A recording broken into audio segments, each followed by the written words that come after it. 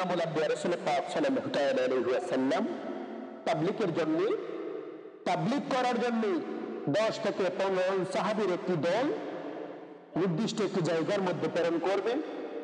এই দলের মধ্যে হযরতে ওমর ফারুক রাদিয়াল্লাহু তাআলা ছিলেন। সুবহানাল্লাহ সুবহানাল্লাহ সুবহানাল্লাহ।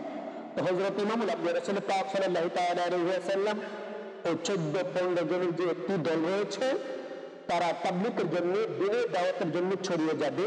তাদের মধ্য থেকে 20 বছর এর যুবক হযরতে কুরজুম রাদিয়াল্লাহু তাআলা আনহু, ওনাকে ইমামুল আম্বিয়া রাসূল পাক সাল্লাল্লাহু তাআলা আলাইহি ওয়াসাল্লাম আহ্বান করলেন এবং এই দলের আমির হিসেবে তাকে নিয়োজিত করে দিলেন। সুবহানাল্লাহ সুবহানাল্লাহ সুবহানাল্লাহ।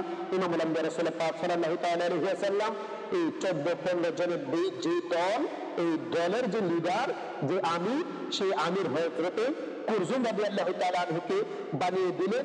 বললেন, এই আমির তোমাদেরকে যা বলবে তোমরা এই কাজগুলাই করবা। সুবহানাল্লাহ সুবহানাল্লাহ সুবহানাল্লাহ। তো ওনারা তাবলীগের জন্য চলে গেলেন।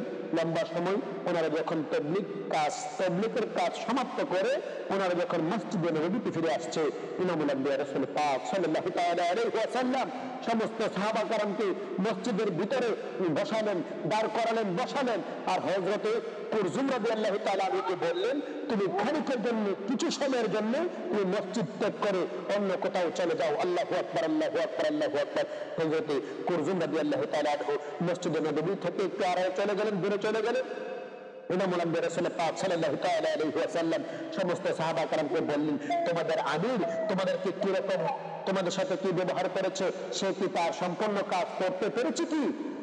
সমস্ত সাহাবা کرام বললেন, ইয়া রাসূলুল্লাহ, ইয়া হাবিবাল্লাহ, আপনি তাকে যে দায়িত্ব দিয়েছেন সেই দায়িত্ব পালন করেছে। একজন সাহাবী বলতেছেন, ইয়া রাসূলুল্লাহ, ইয়া হাবিবাল্লাহ, নবী গো, আমার একটু শিকায়াত রয়েছে, তার বিরুদ্ধে আমার একটি নালিশ রয়েছে।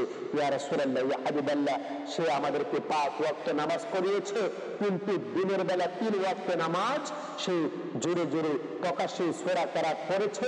এই 3 ওয়াক্তের সূরা কেরাতের মধ্যে প্রত্যেক রাকাতের মধ্যে সে সূরা ইখলাস পাঠ করেছে। আমার মনে হয় সেই 5 ওয়াক্ত নামাজের মধ্যে সূরা ইখলাস পাঠ করেছে। ইয়া রাসূলুল্লাহ, অন্য কোন সূরা দিয়ে সে নামাজ পড়ে নাই, শুধু সূরা ইখলাস দিয়ে নামাজ পড়েছে।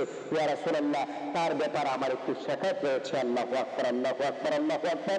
ইমামুল আম্বিয়া রাসূল পাক সাল্লাল্লাহু তাআলা আলাইহি ওয়াসাল্লাম সাহাবা کرامের কথা শুনে এবার হযরতে কুরজুম রাদিয়াল্লাহু তাআলা আনহুকে আহ্বান করলেন। কুরজুম রাদিয়াল্লাহু তাআলা ভয় পেয়ে গেলেন, খাবিয়ে গেলেন। ইমামুল আম্বিয়া রাসূল পাক সাল্লাল্লাহু তাআলা আলাইহি ওয়াসাল্লাম আমাকে আহ্বান করেছে, তারা না জানি আমার বিরুদ্ধে কি বলেছে। আমি হচ্ছে জোয়ান মানুষ, অল্প বয়সী মানুষ, এত বড় বড় সাহাবা کرام